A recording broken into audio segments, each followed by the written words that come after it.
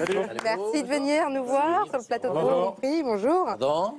Vous savez quoi, je vais vous laisser ma place tout de suite parce qu'ici, ce sont les jeunes qui posent des questions et vous avez face à vous un public qui, à mon avis, en a pas mal. Il y a Zidane face à nous. Il y a Zidane. Ouais, incroyable. Hein. Donc vous en avez pensé quoi justement là, de leurs commentaires à nos jeunes? Très bon, surtout sur la fin. La Carole, le golazo. Vous avez joué au Paris Saint-Germain? Oui, il y a très longtemps. Quand la télévision était en noir et blanc. Tu regarderas sur son compte Twitter, il a mis des vidéos de lui en train de jouer au Paris. Laisse-moi parler. Il est au Paris Saint-Germain. Il a mis des vidéos de lui, c'est un best-of. Tu regarderas la vidéo, aucune action, il est décisif.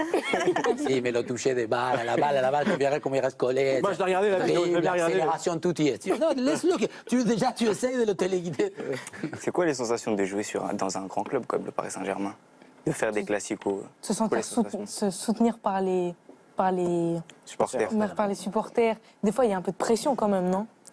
Dans de gros matchs. Déjà, à mon époque, ce n'était rien à voir ce qui c'est maintenant. Hein. Il faut se dire qu'à la base, on joue au football parce que c'est une passion. En étant jeune, à la base, on veut jouer parce qu'on aime.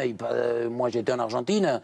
La seule chose que je voulais faire, que je connaissais, c'était jouer au football. Donc ensuite, quand on arrive à être professionnel, on arrive à se dire, masse, on a 20 et quelques années, et on commence à vivre, il y a côtoyer le haut niveau, avec les beaux maillots, l'herbe, tout y est. Donc on est un peu dans... Et ça force vraiment des très très bons moments. Je ne dis pas que c'est le plus beau métier du monde, parce que moi je suis hyper mal placé, mais qu'est-ce que c'est bon. Et après, quand tu finis, c'est triste, la première mort. Est-ce que vous, au moins, vous avez choisi le métier de commentateur après être footballeur pour garder un lien avec le foot? Ne pas être totalement coupé? Pas tout à fait, parce que au début, quand j'ai arrêté, d'abord, on ne sait pas trop quoi faire. Voilà, parce qu'on n'a pas fait des études pour, on ne s'est pas préparé, on a toujours voulu être footballeur. À un moment donné, on ne peut plus, donc il faut.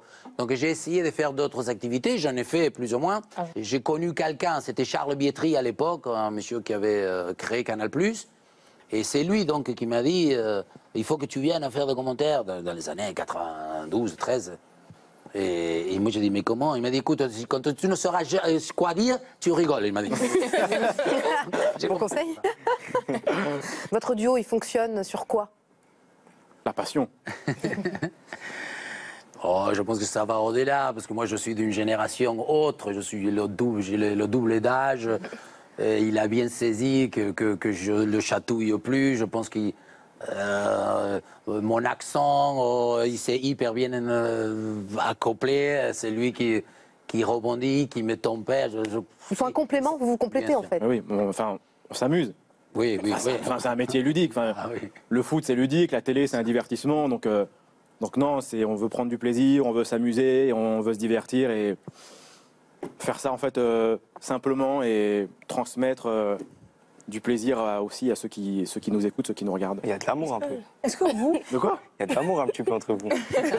Dernière question. De l'affection, bien sûr, bien sûr. C'est qui votre favori pour l'Euro? Le prono. Le prono. La France. La France. Mais bien sûr. Même malgré le trou en défense centrale? Oui, parce que je ne dis pas que la France soit une superbe équipe. Je ne crois pas que... voilà. Néanmoins, et les adversaires non plus, parce qu'on parle des défenseurs. Vous avez vu les défenseurs allemands en Espagne, il y aura... Ils sont beaux, hein. Ils sont beaux. Défenseur allemand. Et alors, non, même... Moi, je dis qu'il n'y a pas de favoris absolus, mais la France, il se doit, et c'est Griezmann et Pogba. Les deux joueurs qu'il faut absolument qu'ils fassent de bonnes siestes, qu'ils prennent de bonnes collations, c'est ces deux joueurs-là.